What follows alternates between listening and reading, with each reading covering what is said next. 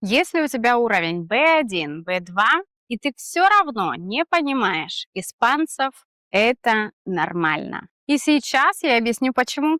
Ты уже не новичок.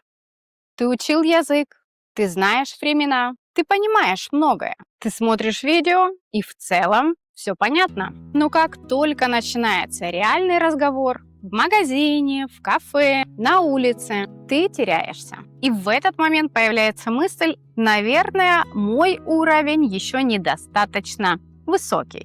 И вот здесь есть один очень важный момент. Уровень языка – это не то же самое, что понимание живой речи. Тесты проверяют, что ты знаешь правила и слова, а реальный разговор проверяет, как быстро ты успеваешь реагировать.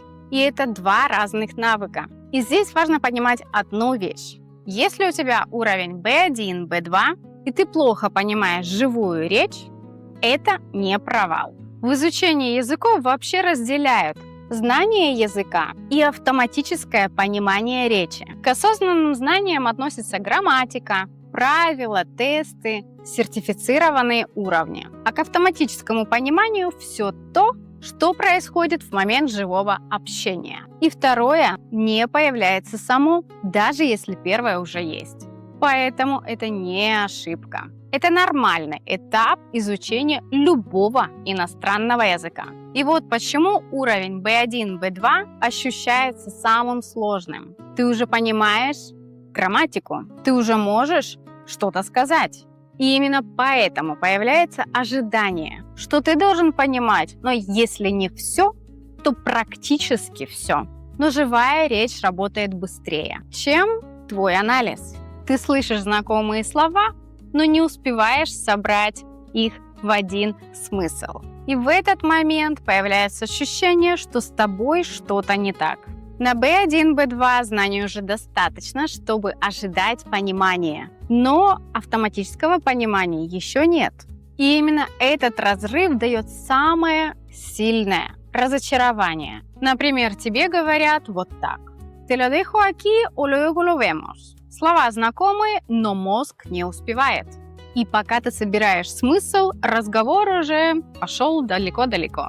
И вот здесь важно зафиксировать одну вещь. Понимание живой речи – это не уровень и не количество правил в голове. Это навык. Навык быстро распознать смысл в потоке речи. И он формируется не в тестах и не в одиночном просмотре видео. Он формируется в реальном взаимодействии с языком. Скажи честно, какой у тебя сейчас уровень испанского? И в каких ситуациях тебе сложнее всего понять испанскую речь? В магазине, в кафе или в обычном разговоре? Если сейчас ты понимаешь, что дело не в уровне, а в отсутствии автоматизма, то этот навык не тренируется в одиночку. Он появляется в живом взаимодействии. Когда ты слушаешь, реагируешь и продолжаешь разговор. Именно для этого и существуют разговорные форматы. А на сегодня это все. Продолжим в следующих видео. До скорого в эфире. Hasta pronto!